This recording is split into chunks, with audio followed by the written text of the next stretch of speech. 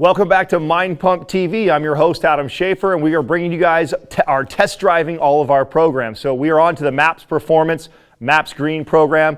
This is the third video right here. This is the second foundational workout. So we're back to your raw strength workouts, your foundational movements.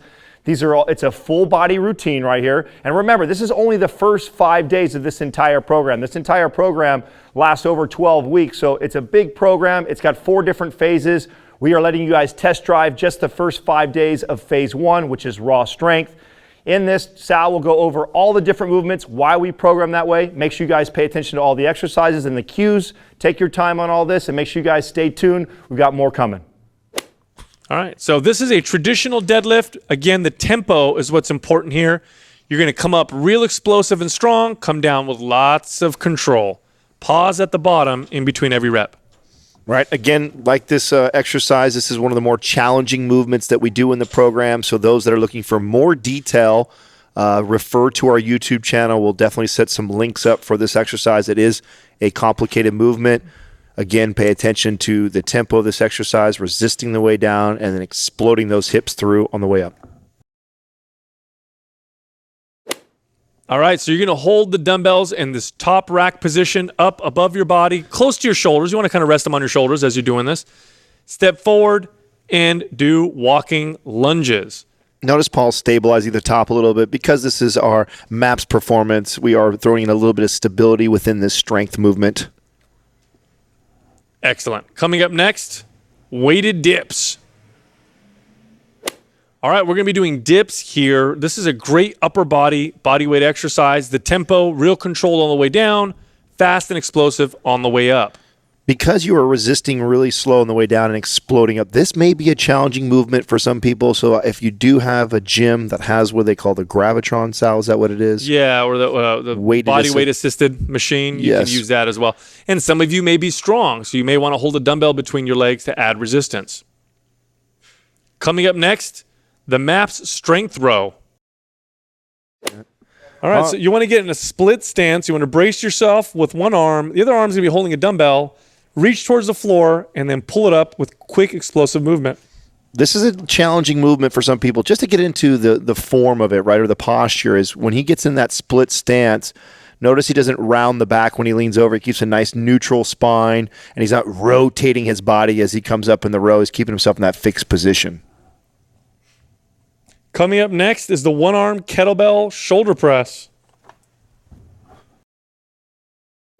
All right, so you want to start with the kettlebell in the rack position.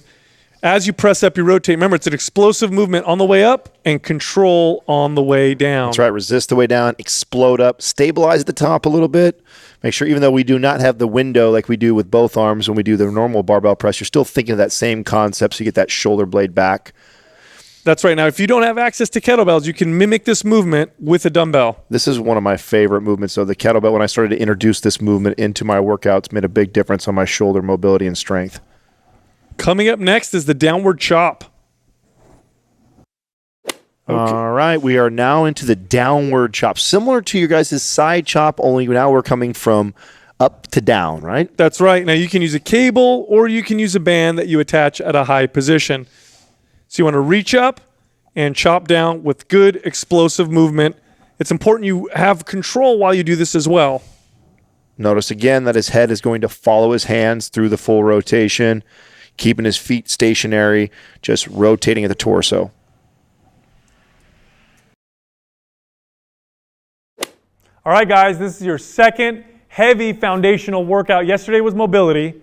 Today, more exercise. Now remember, this phase is all about raw strength. So you want to lift forcefully, but with good control, especially on the descent of your lifts. Let's talk about the exercise you did today.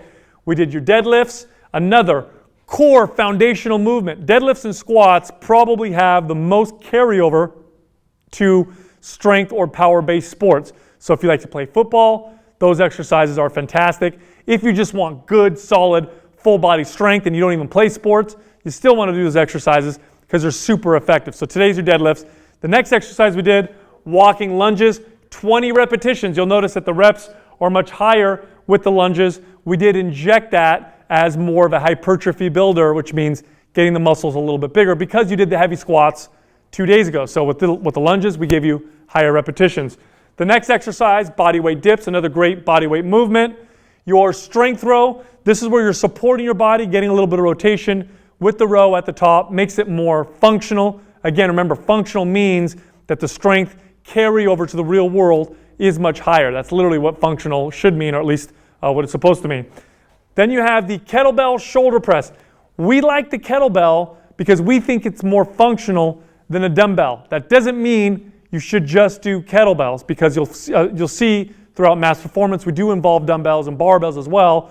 But if you were to compare them head to head, the kettlebell, because it allows that full range of motion and that rotation, seems to be more functional.